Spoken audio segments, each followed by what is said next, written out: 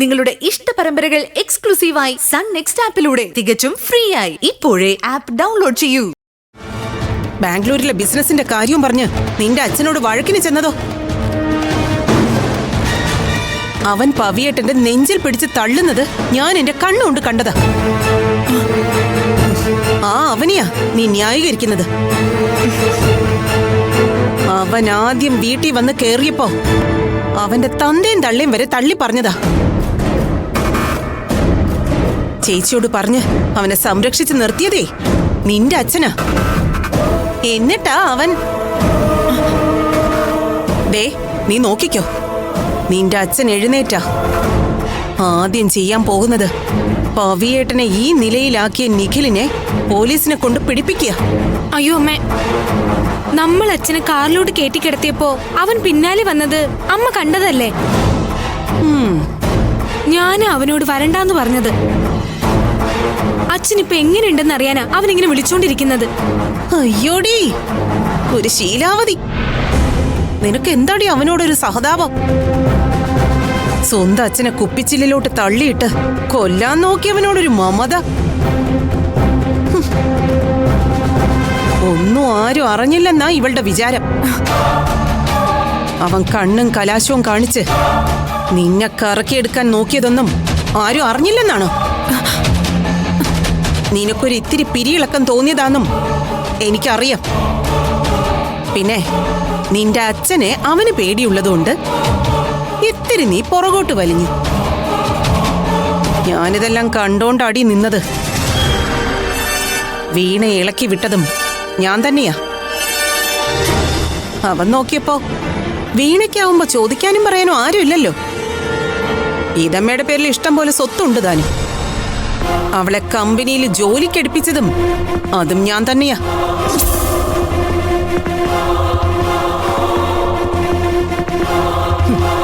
വീണയുടെ സ്ഥാനത്ത് നീയെങ്ങാനുമാണ് അവനെ കെട്ടാൻ ഒരുമ്പെട്ടതെങ്കിൽ രണ്ടിനെയും കൊന്ന് കുഴിച്ചിട്ടാണ് നിന്റെ അച്ഛൻ. ദേ നിനക്കങ്ങേരുടെ തനി സ്വഭാവം അറിയാഞ്ഞിട്ടാ. നിന്റെ അച്ഛനൊന്ന് എണീറ്റ് വന്നോട്ടെ. അവനെ മാത്രമല്ല ആ യതിയെയും ജയിലിൽ കയറ്റും. അതിനെന്തെങ്കിലും ന്യായം പറഞ്ഞുകൊണ്ട് വന്നാ അവരെ രണ്ടിനെയും ഈ ഭൂമിന്ന് തന്നെ ഇല്ലാതാക്കാൻ ഞാൻ വിചാരിച്ചാലും മതി. ഒന്ന് പോ അമ്മേ. അമ്മയുടെ മണ്ടും കുണ്ടുകളുടെ പൊങ്ങച്ചൊക്കെ ഞാനും കുറെ കേട്ടതാ. എനിക്ക് ആ നിഖിലിനെ വേണമെന്നുണ്ടായിരുന്നെങ്കിൽ ഒരു വീണയും കീണയൊന്നും 7 അയലത്ത് പോലും വരില്ല. അവിടെ ചോദിച്ചേനെ ഞാൻ. എനിക്കതിനാരുടെ സമ്മതവും വേണ്ട. നിഖിലിന് കൈപിടിച്ച് ഞാൻ ആ മരുവത്തൂരിലോട്ട് കയറി അങ്ങ് വരും.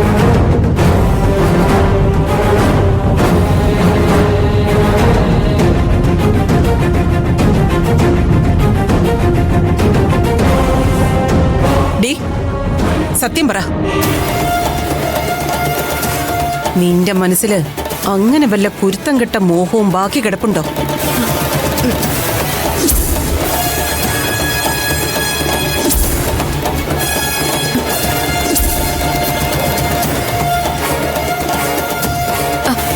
ഉണ്ടായിരുന്നെങ്കിൽ എന്നുള്ള കാര്യമല്ല ഞാനിപ്പോ പറഞ്ഞത്. തൽക്കാലം അങ്ങനെയൊന്നുമില്ല. ഉണ്ടെങ്കിൽ അവന് കല്യാണം ഉറപ്പിക്കാൻ ഞാൻ സമ്മതിക്കോ?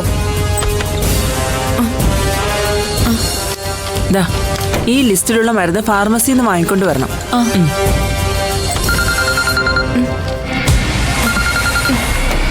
അവന്റെ ഫോണാണോ? ഞാനേ ഈ മരുന്ന് വാങ്ങിക്കൊണ്ട് വരാം.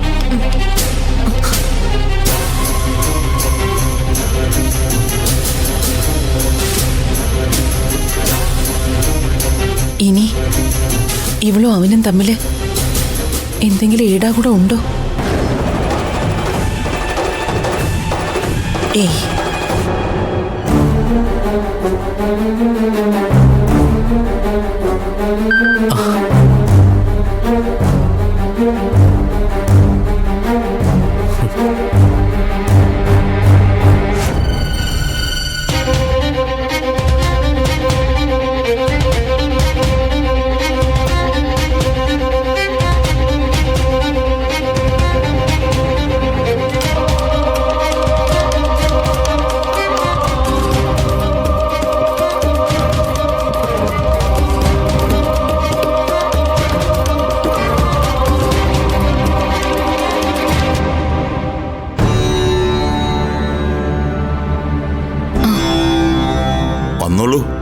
ഒറ്റയ്ക്ക് അങ്ങോട്ട് പോകണ്ടെന്ന് പറഞ്ഞതേ കഴിഞ്ഞ വാവിന് വിളക്ക് കൊളുത്താൻ പോയ ഒരു പെൺകുട്ടിയെ വിഷം തീണ്ടി. ഒറ്റയ്ക്ക് ചെന്നതുകൊണ്ട് ആരും അറിഞ്ഞില്ല. വൈകിട്ടാ മരിച്ചു കിടക്കുന്ന വിവരം അറിഞ്ഞത്. എനിക്കറിയാം തിരുമേനി. തിരുമേനി ഒപ്പം ഉണ്ടെങ്കിൽ പിന്നെ സർപ്പങ്ങളെ പേടിക്കണ്ടല്ലോ. ഞാനുള്ളതുകൊണ്ട് സർപ്പങ്ങൾ വരാതിരിക്കില്ല. കൺകണ്ട ദൈവങ്ങളാ സർപ്പങ്ങൾ. നിയോഗമുണ്ടെങ്കിൽ ദംശനമല്ല, സർപ്പദൈവങ്ങളുടെ ദർശനം കിട്ടും. വന്നോളൂ.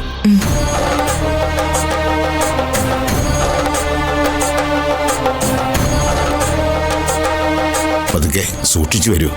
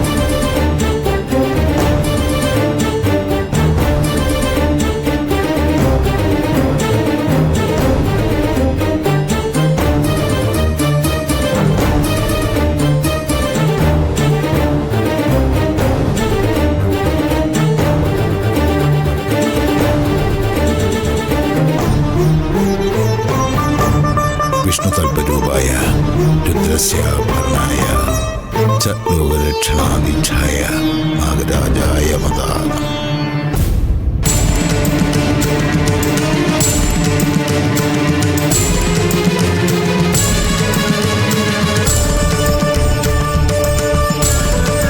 സന്തതി പരമ്പരകളെ കനിഞ്ഞനുഗ്രഹിക്കുന്നത് നാഗദൈവങ്ങളാ. അതില്ലാതാകുന്നതും സർപ്പകോപം കൊണ്ടാ. മോള് നൊന്ത് പ്രാർത്ഥിച്ചോളൂ. പെട്ടെന്ന് പ്രീതിപ്പെടുന്നവരല്ല സർപ്പദൈവങ്ങൾ. പക്ഷേ അവരുടെ പ്രീതി കിട്ടിയാൽ പിന്നെ ഒന്നും പേടിക്കണ്ട. എന്താണ് മോൾക്ക് അറിയേണ്ടത് അത് മനസ്സിൽ ചിന്തിച്ച് പ്രാർത്ഥിച്ചോളൂ.